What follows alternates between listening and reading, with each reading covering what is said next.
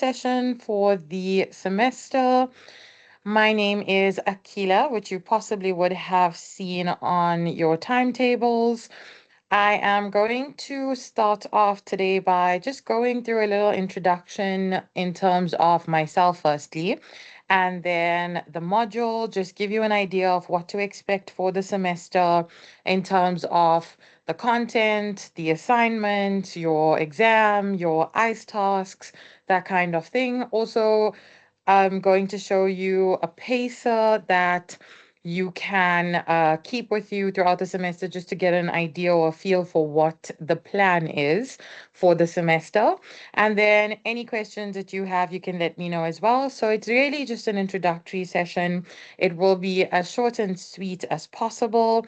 And I will also just speak to anything that's necessary in terms of the little housekeeping rules here and there.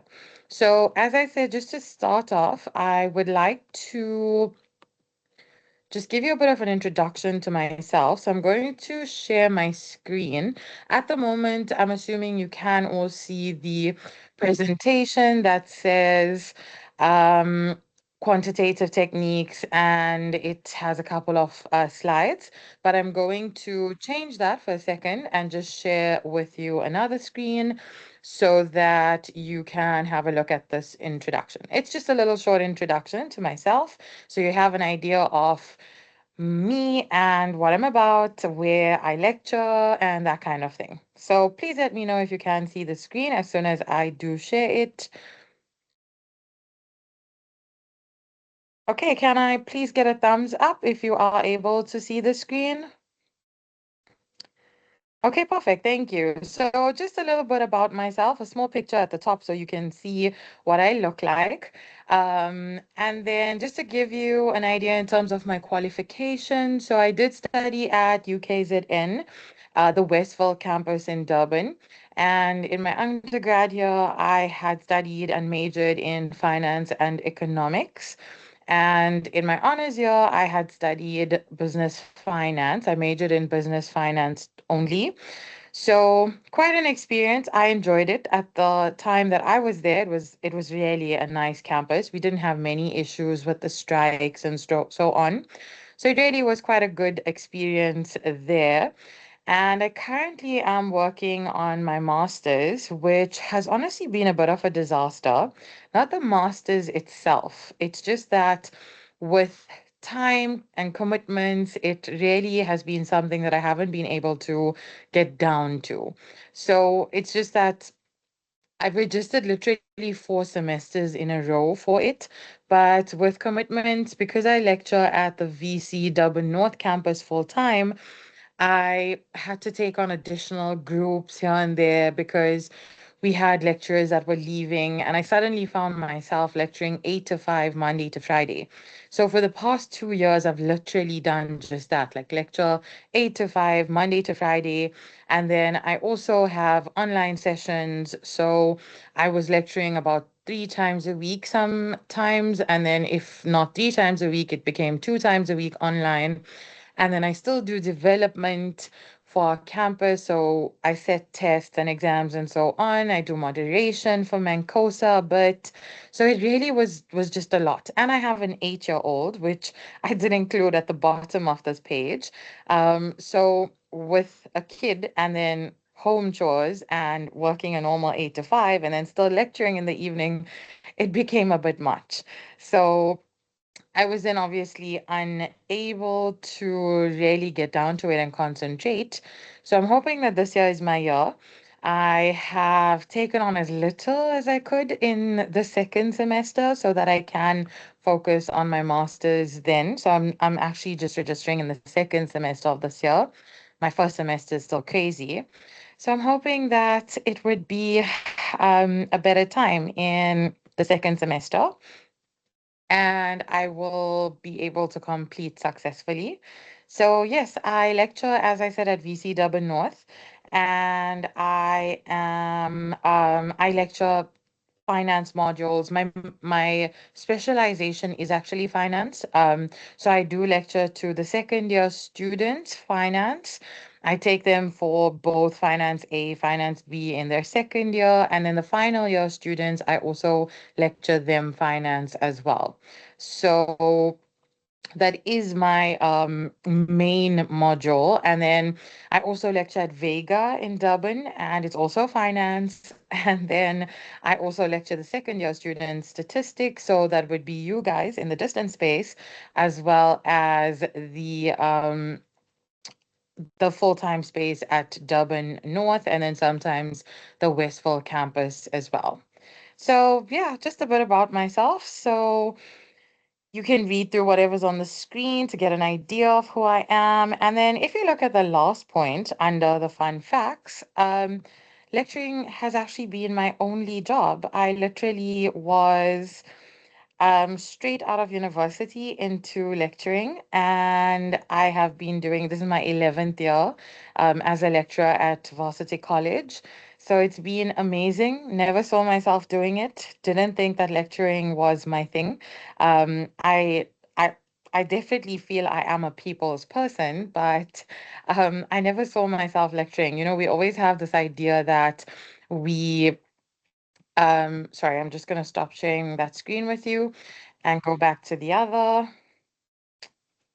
Okay, so as I was saying, yes, we always have this idea that we study, the BCom and that kind of thing. Sorry, I'm seeing some stuff in the chat.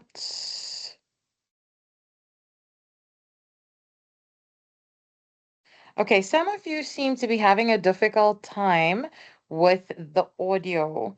So I'm suggesting maybe since some of you are not having a problem with it, maybe reconnect. So I'm just going to type it into the chat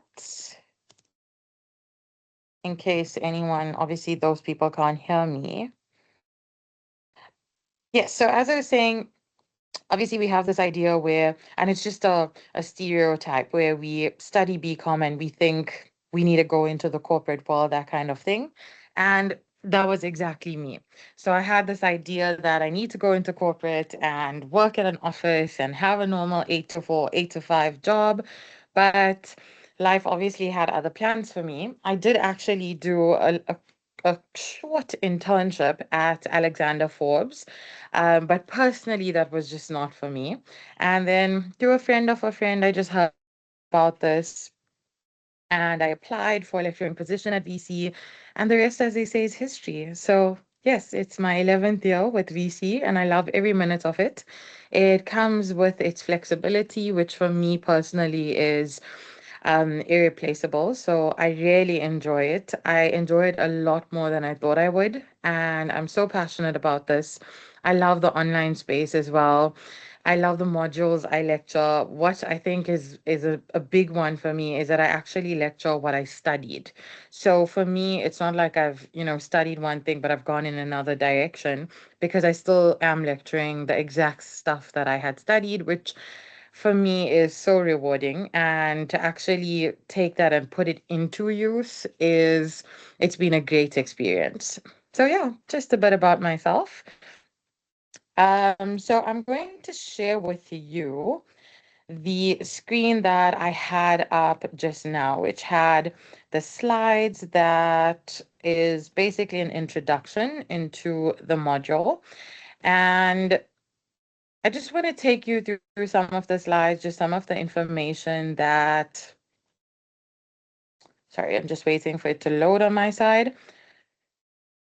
So just information that obviously will be key to you in the semester, and it will sort of iron out any concerns. I'm hoping it will iron out any concerns that you would have had or any questions that you would have had. And by the end of this, if you still do have questions, please do let me know, or you can press the raise your hand icon and I'm happy to assist. But I'm hoping that as we go through these slides and I iron out all of whatever's in the slides, it will make everything clear and you'll have an idea of whatever's necessary for the semester. So, honestly, usually when people hear the word statistics or quantitative techniques, prior to last year, they would have wanted to run for the hills. It used to be a module that was quite high risk, and it really honestly had a high failure rate. But thankfully, they have changed the structure of this module entirely.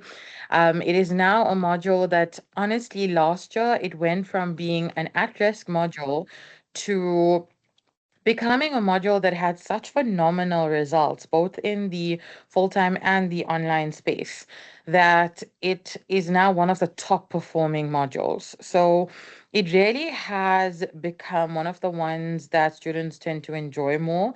I know numeracy is not for everyone, but this is honestly, in terms of the structure from this year, well, from last year actually, it really has made it more enjoyable. So, in terms of what's changed over the years, especially in the last 2 years, is that firstly, it used to be two separate modules. So, it used to be quantitative techniques A and then B, and they've now made it one combined module. So, separately, there were 7 learning units each. When they combined it, instead of it being 14 modules altogether, sorry, 14 learning units altogether, it came down to 10. But then that worked for a little while. I think it was just 1 year that they had it at 10. And then last year, they decided to bring it down to 9. They also changed the learning units that were included. And then they also changed the structure of your assessments. That played a huge role in terms of the pass rates and the results overall. So it changed from being a module where, so firstly, it obviously has in the full-time space, two tests and an exam, and then in the distance space, it's two assignments and an exam. But the structure is the same more or less in terms of the assessment, in terms of the assignment and test, because really the only difference is that the full-time students obviously write a test and then you guys write the assignment, but the content covered is exactly the same. So in your test one, it's just, or in your assignment one, it's just two learning units that are tested and they're really straightforward sections. That firstly made a big difference because students were able to do really well from the get-go. And once you've done well in your first assessment, it sort of eases the pressure going in. And there's not, obviously, the weighting is 25% for your first assessment. And then, as I said, there's not so much pressure on you going forward. So that was the first thing. They put in the easier learning units at the beginning, which obviously made it easier to do well in that first assessment. Really, in the full-time space for test one last year, in one of my classes, I had about 68 students, and without exaggeration, only 12 students did not have 100%. The remaining students all had 100% for the of test one. And even those 12, they didn't, okay, obviously they didn't have 100%, but they had really, really high 90s. So the results were phenomenal. Even in the distance space, the assignment results were exceptional. And obviously, it's encouraging to a student to see such good results in their assignment one.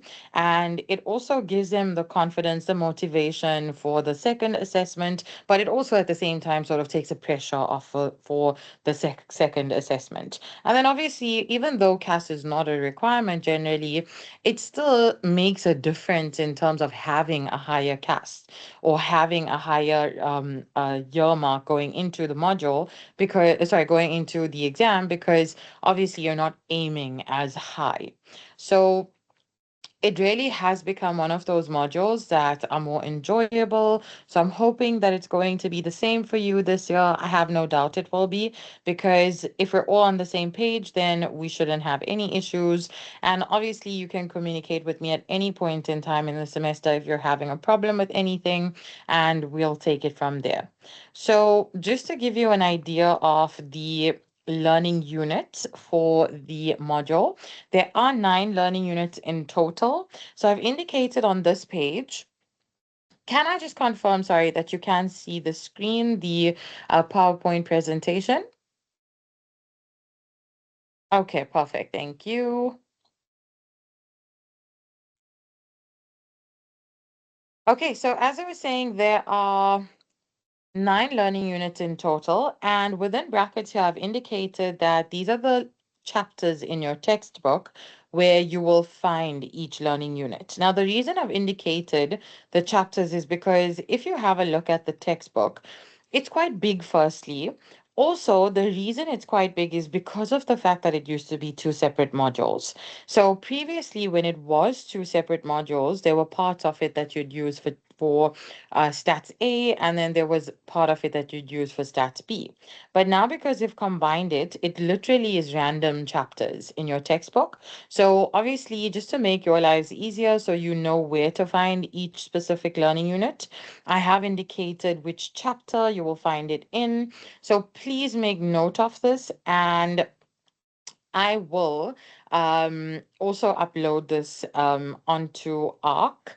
I am going to speak about Arc as well in a second. And yes, so sorry, what are you referring to that will be shared?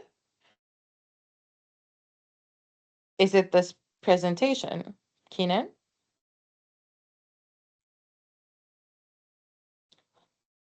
Okay, perfect. Yes, so I will definitely upload this.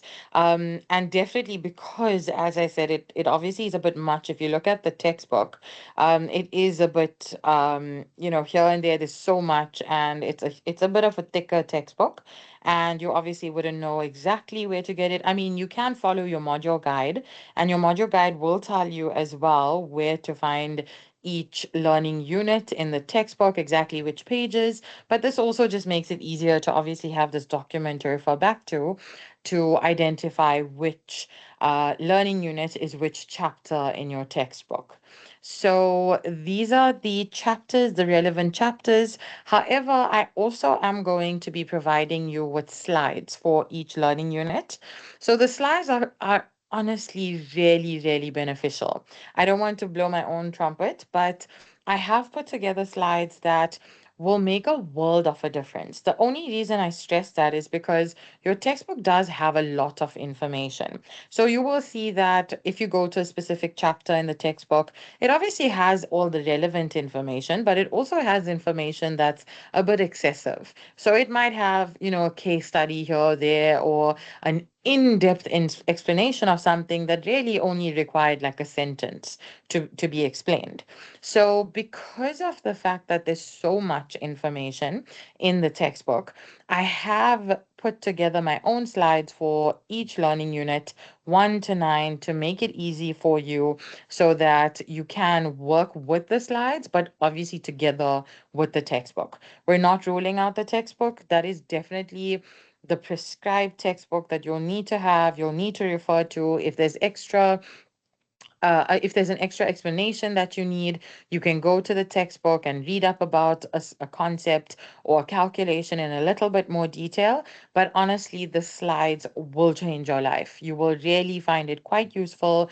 You will be able to use it for your assessment. You'll be able to use it for studying for your exam. It has everything that's necessary, but it's just not as excessive as your textbook is. Okay, so I have uploaded all of this, so I'm just going to, while I'm on this topic, speak about ARC as well, because it obviously relates to that. I have already uploaded all 9 learning unit slides. However, I uploaded it when I had access to Arc. At the moment, it is giving me a nightmare. So I've been kicked off the system and it's being crazy and I don't have access.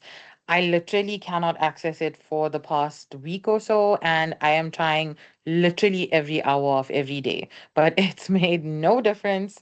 And unfortunately, um, I cannot upload anything else at this point because I don't have access, but I did have access, so I did manage to upload content. And you possibly would have seen that welcome message that I had uploaded as well.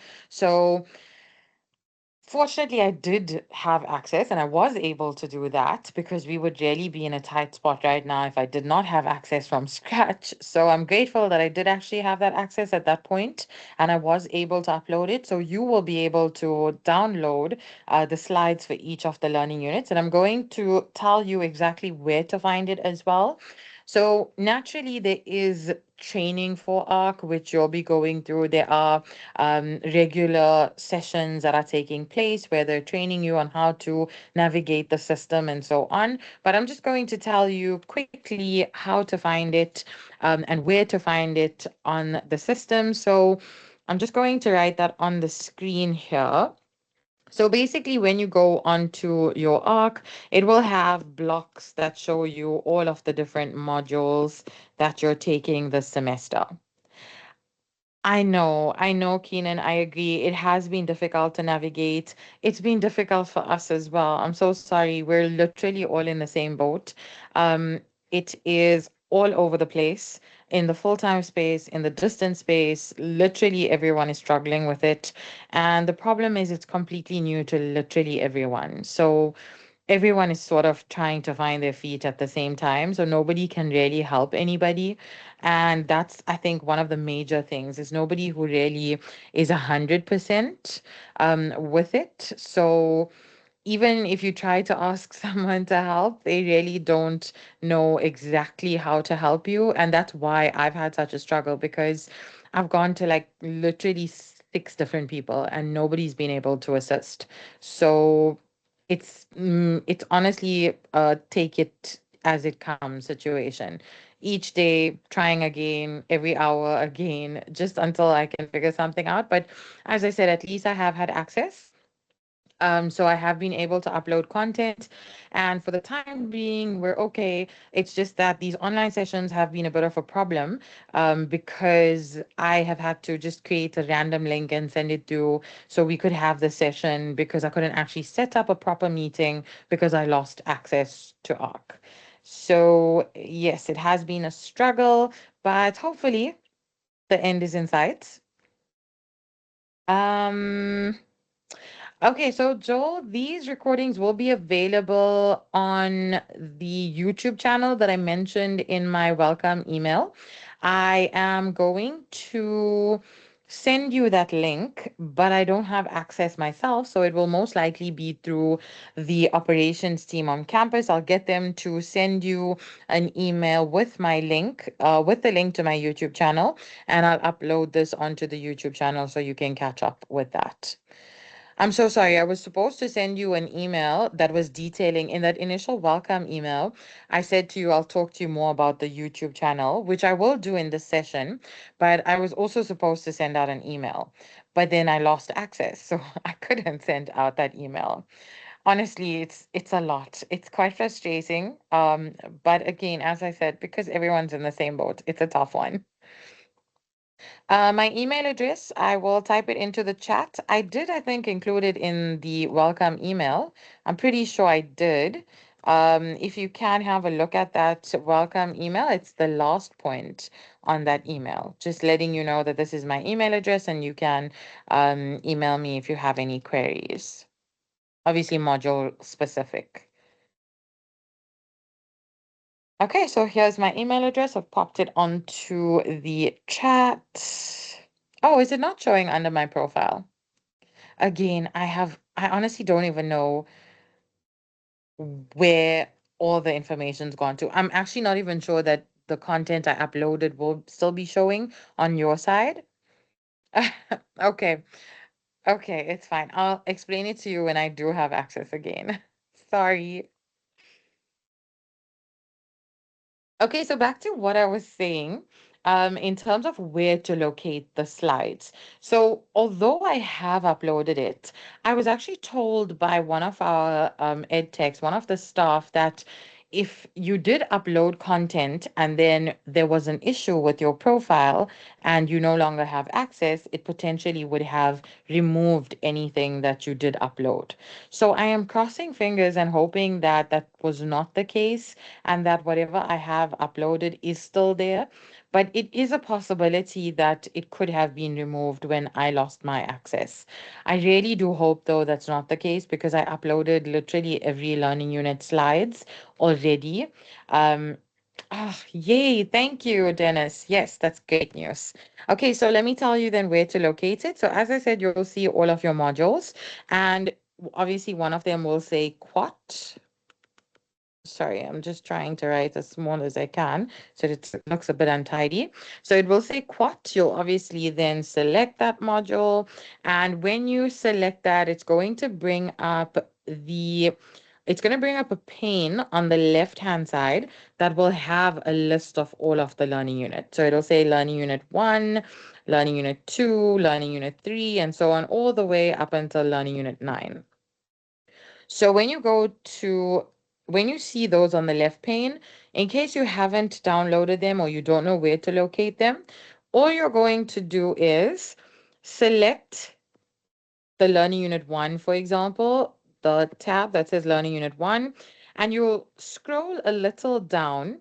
And just above the Learning Unit 2 heading, you'll see it should say Learning Unit 1, Introduction to Statistics. And when you click on this, it will open up on the right-hand side. It will show you the slides, and it gives you an icon on the top right-hand corner that's a cloud with a downward arrow, and this is the download function, so you can download it here.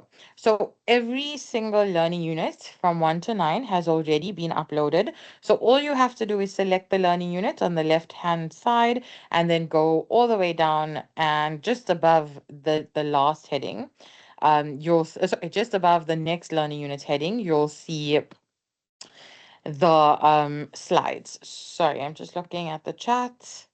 Oh, thank you for that, Vanessa. So if you haven't had a look at the slides as yet, or you don't know where to find it, Vanessa's put in a screenshot into the chat that shows you exactly what I was explaining on the screen, where you will see on the left hand side, there's a pane that opens up with each learning unit, and you just need to scroll to the last item under the learning unit. I know, I'm sorry, it is a bit cumbersome. It is a bit much. We previously, obviously on VC Learn, used to have just one folder that had all of the slides in it, which was fabulous. But I guess with change, we have to obviously adapt. So change it is, adapt it is. Okay, so please can I ask that you download the slides for every learning unit up until learning unit 9, just in case they somehow get deleted when they finally do reset my profile. So you'll download the slides for each learning unit, and you can work through them however you would like to. If you're going ahead of what we are covering in a session, that's perfectly fine. Those are there just to assist you over and above what we will be covering in the lectures. So the learning outcomes, as I said, 1 to 9, these are all examinable, but I am going to speak to that more as I get to that slide just now in terms of how you are examined on this. Okay, so that is your slides and everything about ARC. And again, as soon as I have access, I will obviously let you know, and I will also upload your ICE tasks, which is the next thing that we're talking about. So your ICE tasks are worth 10%, remember, and at the moment, I think I did upload 2 ICE tasks or 1 ICE task. But again, I'm not sure if you're able to see that. If it's possible, if any one of you can check for me, again, it's on the left pane, but you'd scroll all the way to the bottom and it would have a heading that says ICE tasks. So I did upload at the very least 1. Yes. Okay. So perfect. So 1 is there, but again, I lost access, so I couldn't upload the rest of them.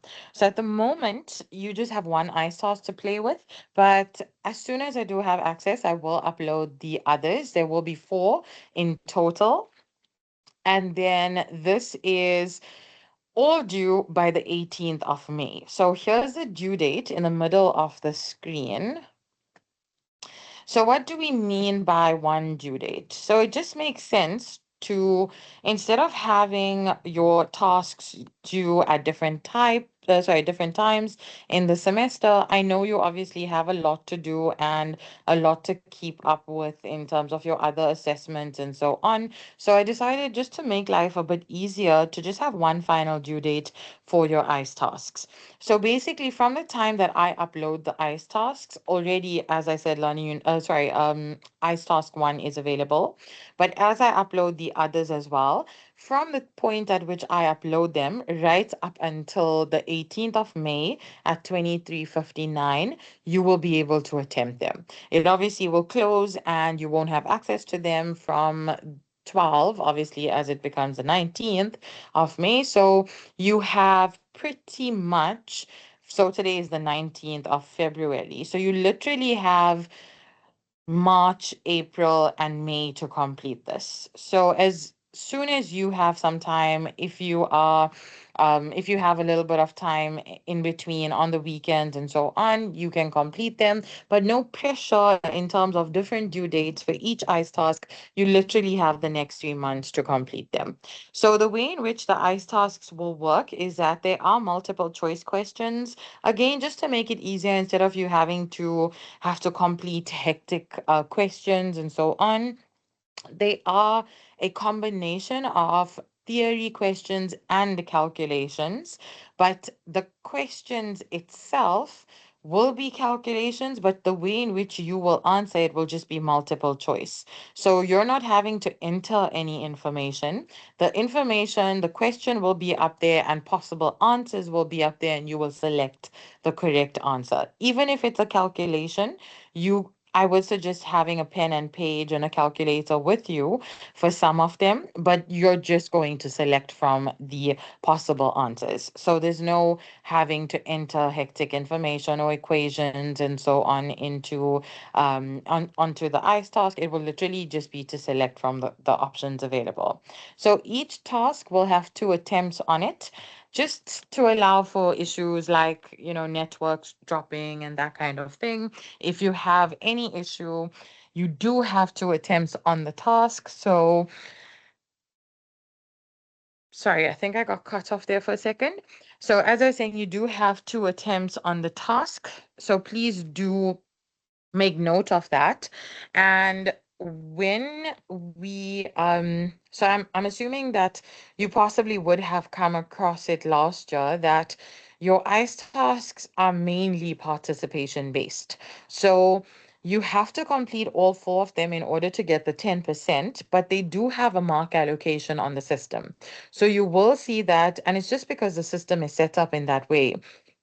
You will see that each ICE task does have a mark allocation, but they are participation based in the sense that as long as you are attempting them, you will get the 10% for ICE. So please make note of that, and please also make note of the due date. I just want to have a look at the questions in the chat. Some chapters in our book don't fall part of a learning unit. You'll just ignore those chapters. I think it's clear. You'll just ignore whichever chapters and sections I did not mention on that initial screen. And obviously, in accordance with your module guide, you'll just ignore the learning units that are not mentioned because, as I said, they were previously 2 separate modules. So there was content that was applicable there that is no longer applicable. Your ICE task drop down is empty. I'm not sure why that is. Can I ask that you let me know which group you're in and also just pop me an email? But it is possible that it's just because of the ARC access on my end that it's not showing on your end as well.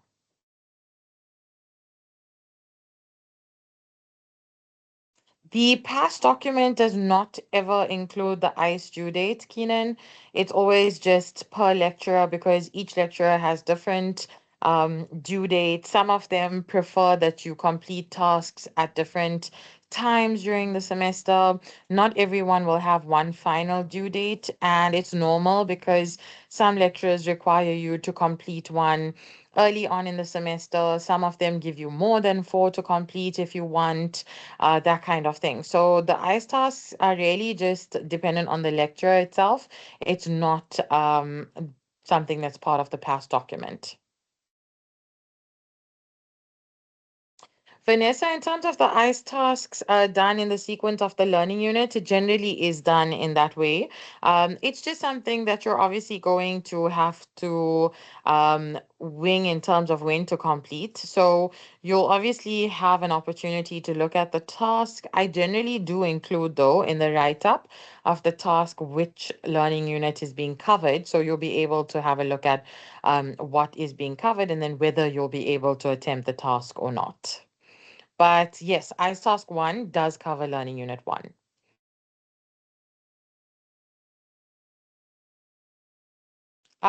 You can have a look at your module guide for an idea of what the quantitative module looks like and your textbook. It gives you exactly what the module looks like and it tells you what's in the learning units. Alternatively, you can have a look at the slide goodness in terms of what the module is about, because that obviously has an outline of each learning unit and what's covered in the learning unit.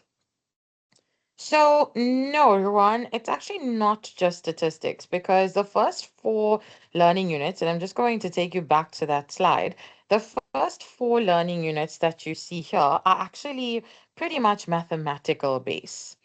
And if you look at it, it is these four, 1 through to 4. An introduction to statistics, that's really just theory, and I'm going to speak about it before we end the session. And then index numbers, descriptive statistics, and regression and correlation analysis. Those are honestly easy, straightforward mathematical modules, mathematical content, in the sense that in school, you would have possibly done these before.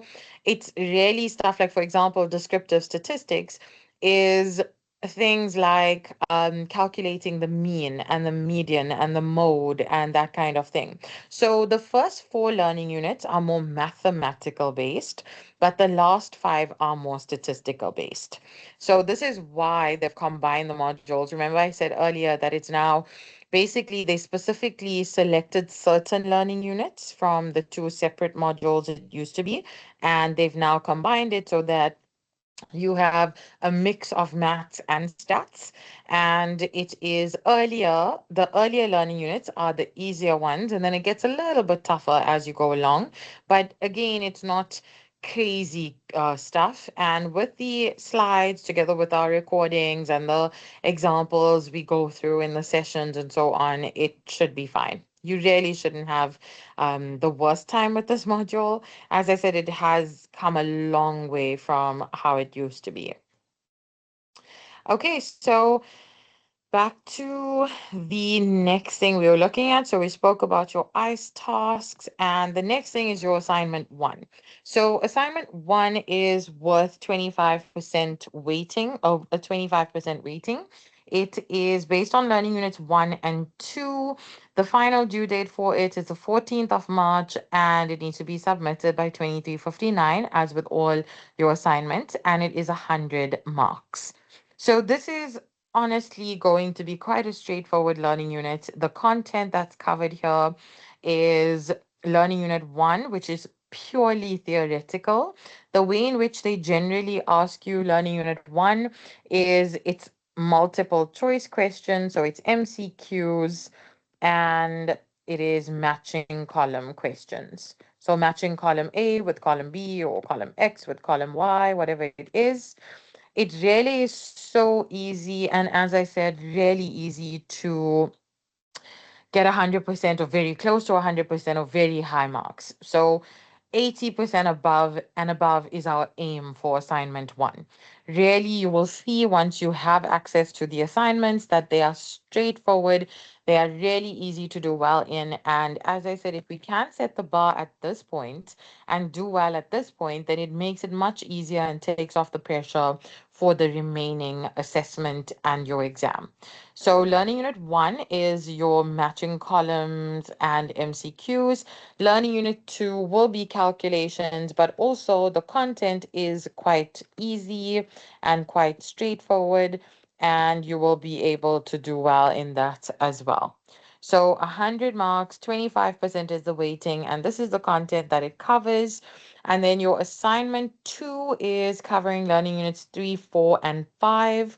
Now, the way in which this one works, so just before I explain how it works, it's a 30% weighting for assignment 2. It is due on the 6th of May at 23:59, and it's also 100 marks.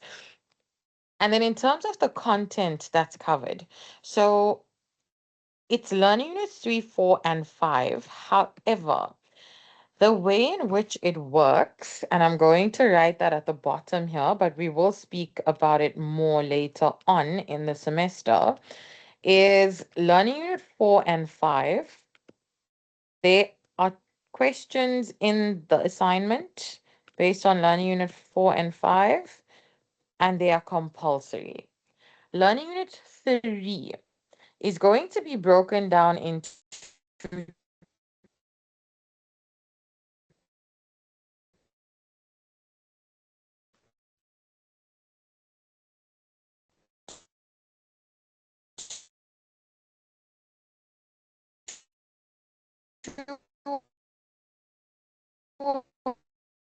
learning, sorry, section. Okay, so the assignment 2 will have choices for one of the learning units. So you have learning unit 3, learning unit 4, and learning unit 5. Oh, I'm so sorry about that. Okay, let me just have a look at the questions for a second.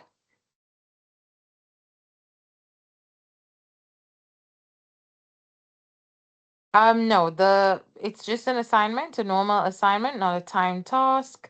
And no, so I'm going to explain about the NSS sessions is no longer NSS sessions, but I will explain that as well just now. Okay, so back to what I was saying for assignment 2 when I cut off. I think you did not hear most of that, so I'm just going to start again in terms of those. So here again, assignment 2 is covering learning units 3, 4, and 5.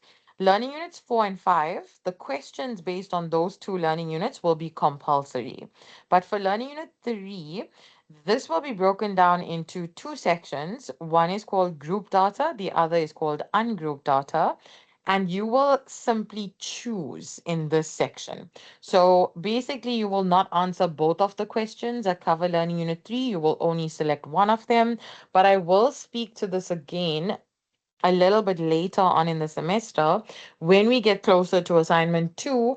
And I will also take you through the assignment, just specifying that this is what it will look like and this is where your choices will come in. And you are obviously just selecting one of the questions.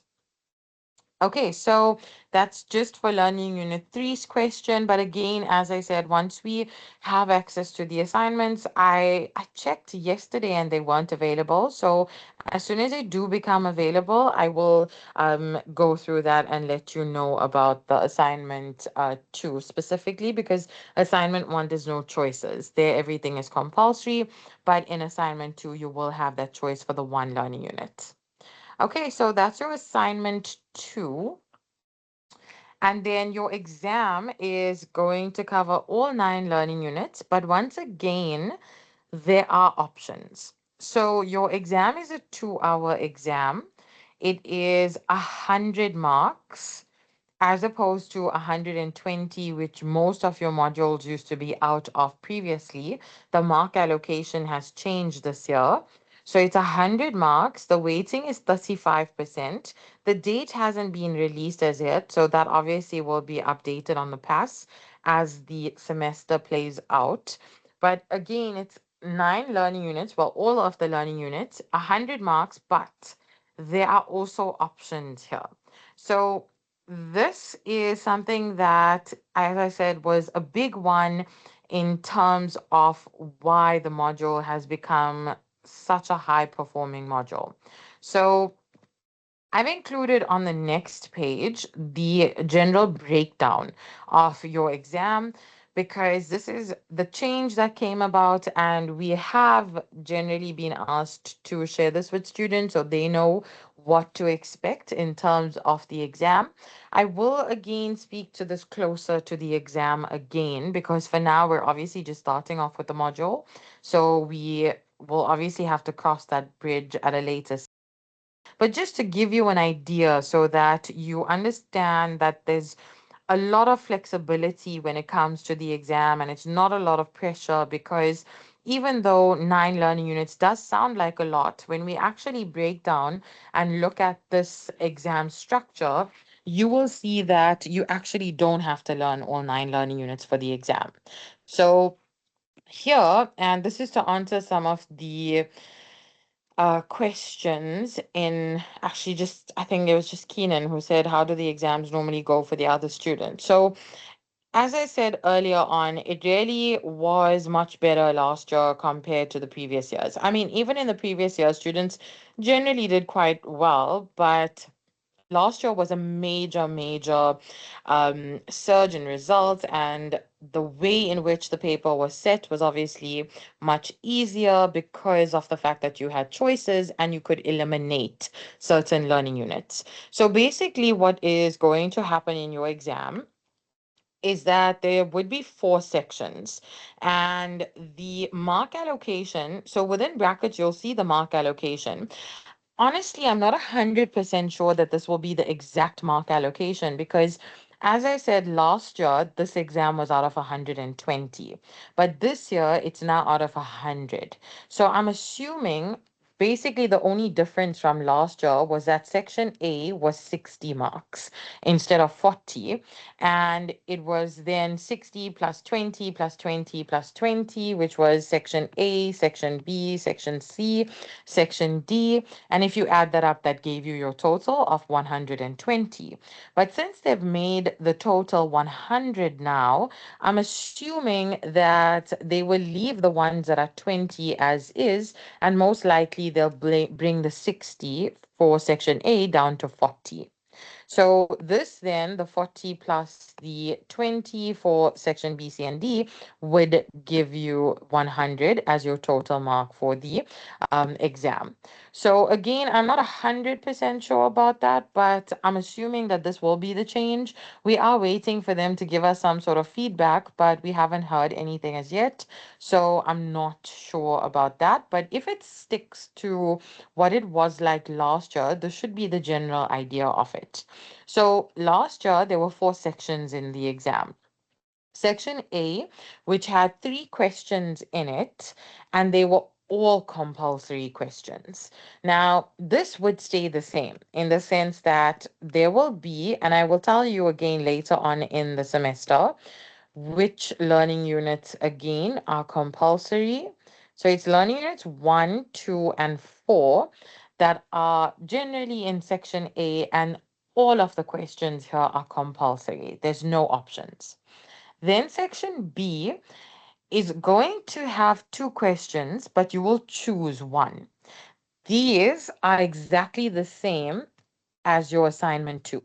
It's learning unit 3, where you have grouped data and ungrouped data,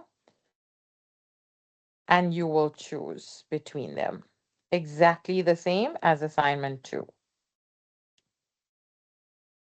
Then section C has 2 questions again, and you will choose one. One question is based on learning unit 5, and the other is based on learning unit 6 and 7. It's combined in one question, learning unit 6 and 7, and you will choose. And then section D is made up of 2 questions again, and that is learning unit 8 and learning unit 9. So basically, what's going to happen is you will have to answer the questions based on learning unit 1, 2, and 4. You will, in section B, select either one. Let's just say you select ungrouped data here. In section C, let's just say you select learning unit 5 here. And in section D, let's suppose you select learning unit 9 here. So essentially, you're learning these 3 learning units, half of learning unit 3, so that's 3.5 learning units so far, learning unit 5, and learning unit 9. So it's actually only 5.5 learning units. If you just go by the selection that I'm showing you on the screen, just random, just to show you how it would work, that would actually be only 5.5 learning units that you're learning for your exam. So basically, what that means is we're eliminating group data, we're eliminating learning unit 6 and 7, and we're eliminating learning unit 8, which means you just have to study for the exam 1, 2, 4, 5, 9, and in learning unit 3, it would be half of the learning units, just a section of ungrouped data. So this is just an example. Obviously, by no means am I saying to you that you have to select those certain sections or learning units for each one, but it's just giving you an idea to show you what it will be like in the exam. So, this is a reason that, again, results have been so phenomenal because you sort of have that pressure taken off. Instead of learning 9 learning units, you're bringing it down to 5.5 or so. Obviously, depending on what you select, because obviously, if you selected learning unit 6 and 7 instead of learning unit 9 here, learning unit 5 here, then it would be 6.5 learning units that you'd have to learn. So it obviously depends on you, and that's a choice that will obviously be personal to each and every one of you, depending on how comfortable you are with the content. So we will definitely still cover all 9 learning units. That is without a doubt for the semester. But obviously, when it comes to studying for your exam, you will then have the um, option of each, as I said, the sections that I've mentioned here, which I will mention again closer to your exam date. And it obviously then will be a choice that you'll have to make in terms of what you're more comfortable with compared to another section or another learning unit. Okay, so that's in terms of your exam. And then also to answer one of the questions that were in the chat earlier. So I am the lead online tutor for this module. So basically, what that means is that ahead of your assignments, both of them, I will be doing a quick recording of the assignment, meaning previously and obviously last year, you would have been exposed to the national support sessions that used to take place, where ahead of the assignment, a week or so before, we would have these sessions where we take you through the assessment and give you an idea of how to answer, what the requirements are, that kind of thing. And if you had any questions, you'd come through with those. But it has changed this year. So basically, what will happen this year is about 2 weeks before your assignment is due, I will be doing a short recording. Honestly, it's just about like a 15-minute recording or so, depending on the assignment. So just a quick recording that will where I'll take you through the assignment. It's not something that you have to attend.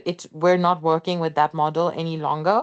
So I will personally just do my own recording where I will discuss the assignment. I will look at whatever needs to be mentioned in terms of how to answer a specific question, mark allocations, that kind of thing.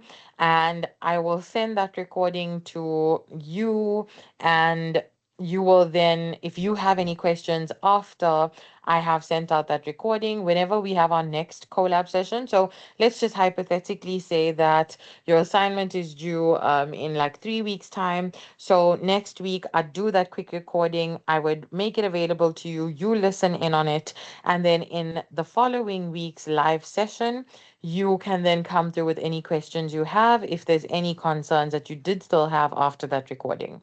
Or you can email me, that's perfectly fine as well. But we no longer have the national support sessions. So obviously at this moment, I don't have exact dates because I'm not sure. I do see that someone posted the assignment on the group, but I also don't have access to it. I haven't seen it, but I will have a look again, and try. Yeah. So I see that you're saying. Yes, Ruwan put up the assignment. Okay, so I will have a look again, and then as soon as I do have that, and just based on the dates and so on, I will do that recording for you, and then you can obviously let me know if you have any questions after that. Yes, I was quite surprised myself that we've moved away from the NSS sessions, but yes, it's just how the new system is working, unfortunately. Okay, so the other thing that I wanted to mention to you was the YouTube channel. So I obviously, and I'm sure you've seen it last year as well with your other modules and your other lectures. We obviously are required to have our own YouTube channels where we make the recordings available to you. So I do have mine available, but it's just that I haven't shared it with you yet because I lost access, so I couldn't send you the link to it. So I will obviously send that to you as soon as I have access. I'll put it up as a link that you can just go to straight from ARC. But while I don't have access, I'm going to send it through to our operational team and get them to share it with the entire class, just because obviously everyone is not on the session. But I will send it out via email through the operations team just so that you have access to it, because obviously this session will also need to be made available to you, and also everyone who didn't attend will need to catch up with this one. So the YouTube channel will have all of the recordings that will take place during the semester, and also a lot of the time I put up additional recordings. So it's also just short recordings covering a concept where it's just to reiterate a specific calculation or a specific concept, just so you have more of an understanding. Obviously, the more the better. So I do provide you with additional recordings over and above the content that we cover in the live session. So I will make those additional videos and recordings available to you. And when I do upload them, I'll send an announcement saying, I've uploaded an additional recording covering this learning unit. Please watch it as soon as you're able to. And really, again, they are so, so useful. Most of them are not very long. A lot of them are like really short ones where it's just about 10 minutes or so explaining a concept. There are others that are obviously longer, but they really do prove to be useful where maybe we discussed something in a live session, but you felt like you needed a little bit more, and then you can listen in on that recording, and it really does help. So over and above the live session recordings, I will also have those additional videos. So I will let you know as soon as I do upload an additional video. But obviously now at the moment, we're still at the beginning of the module. So right now we're just holding off on that. And then also the YouTube recordings. So some of the time I also have sessions that I did with other students or my students from last year where there was a good way or a good explanation of something, and I possibly want to share that with you. So I might also include that. So I have many different types of recordings. Some of them are just like short recordings that I did on my own, and that I'll make those available to you. And then we'll have these live ones, and then we'll have those other additional ones. But those are just on an if we need it basis. Okay, so in terms of the live lectures as well, the way in which I will be working with the live lectures is I generally don't take you through the slides because the slides are there for your own benefit. It's something that you will have to go through on your own. What I will be doing is I have worksheets that have questions from all of the past papers possible. So basically, because this is a numeracy module and practice makes perfect with these kind of modules, what I prefer to do is do those application questions. So I prefer to go back to past papers. I gather questions from all of the past papers I can find, and I use those during our live sessions to practice, to work through the example, to show you how to answer a question, what are the steps involved, that kind of thing. Because ultimately, your exams are mainly about the application, calculation based questions. So it's easier for you to gauge how to actually answer your assignment and your exam if I do that rather than taking you through slides and so on. So, ideally, the best way for you to learn a module like this is to practice. So, This is why I choose to work through those worksheets. I will make those worksheets available to you as well. So again, once I have access, I will upload them. I'll be working through those worksheets during our live sessions. So I'll take you through the questions in the worksheet. Sometimes the worksheets are quite long and they have a lot of questions. Like sometimes, okay, well, at most of them have about 10 questions. But the problem is obviously it's a 1 hour session and there are 10 questions that would take us about 3 hours or so. So I work through a couple of them and then you can practice the rest on your own. And then I do make the solutions to them available at a later stage so that whatever we didn't work through and you practiced on your own, you can work through the solutions of them to check that your answers are correct. So this obviously makes it easier for you because you are practicing with me and then you can also practice on your own certain answers and then check your answers against the solutions to see that you're on the right track. But again, ideally, since this is a numeracy based module and practice makes perfect with things like this, the best way to learn it is through actual application of it instead of, again, taking you through information in slides and so on. I would prefer to teach you how to do it and to practice with those questions. Okay, so the last thing for today is just to show you what type of calculator you'll be using. This is a question that comes up really often. Obviously, you don't have to have the exact one that's on the screen, but just to give you an idea of which one is preferred. So most of the time, and the most common one that students get is the FX82ZA plus. It obviously doesn't have to be pink like the one on the screen. Um, but obviously, a calculator like this will suffice. And we do use it quite often. And I also, for one of the sections, will, no, not at all, Rowan. Okay, Keenan, you said that one came with your books. I'm hoping it is the same one that you see up here. We do not use a financial calculator. It's just the scientific one. And the functions on the calculator, there are specific ones, but as I said, I do have a worksheet where it's relevant to where we will be using specific functions, and I will send you that worksheet when we get to that section. So it'll tell you exactly step by step how to use certain functions on your calculator, but it's honestly very minimal and it's like I think it's just a page, one page that is just outlining exactly step by step what to press for each thing and how to get to a specific answer for each of the ones that you are required to use a calculator for.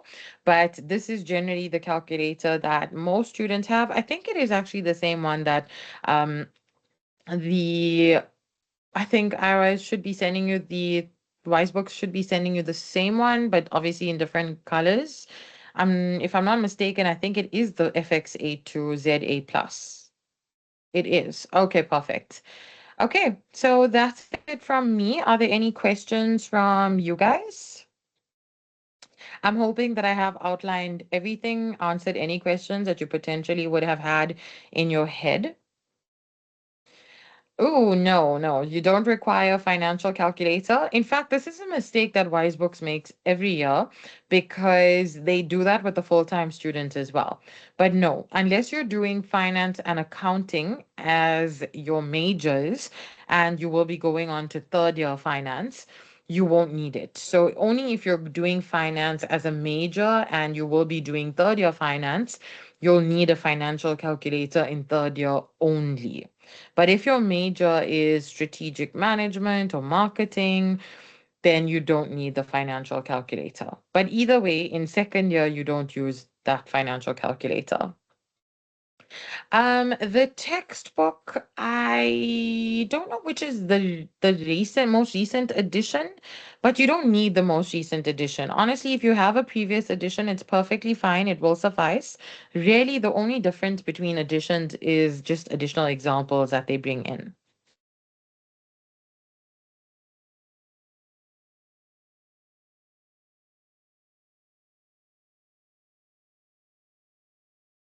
Okay, so are there any other questions from anyone?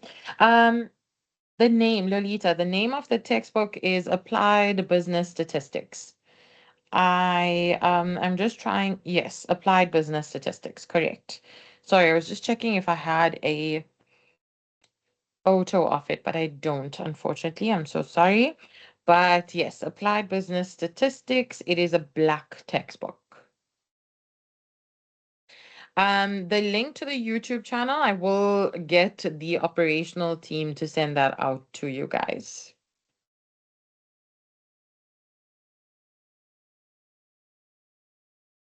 No, not at all. So there isn't a specific layout, even if you would like to handwrite your assignments, but just what we stress is it must be uploaded as a PDF document because it is very problematic if you leave it as Word, because we obviously are working with a new system, firstly. And secondly, we do sometimes have issues when you're using an Apple device and then it doesn't pull through on our side. And we obviously don't want to have those issues. So we do stress making sure that they're just in PDF format. But however you prefer, you can type it up in Word and convert to PDF. You can write it out and scan and make it a PDF, whatever you prefer. No problem. Thank you, Audrey.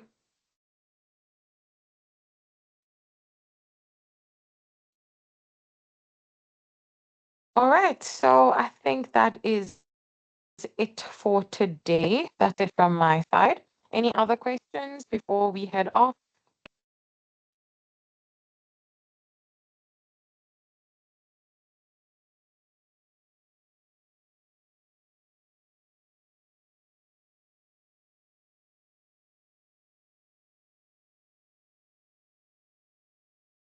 All right, perfect. Thank you, guys. So the in the next lesson, so Learning Unit 1, and I will also send out a notification to the ops team about this. Learning Unit 1 is something that is, as I said, literally just theory. So I'm actually not going to be going through Learning Unit 1. You can read through the slides of that on your own, but I will be starting with Learning Unit 2 in next week's lesson.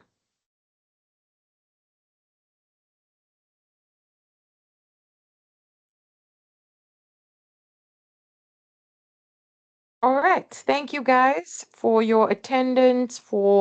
I hope I've answered all of your questions. I hope you're a bit at ease for the semester. I have no doubt that it will be a great semester. I'm also looking forward to it. And enjoy the rest of your evening. I will see you again next week. Cheers, everyone.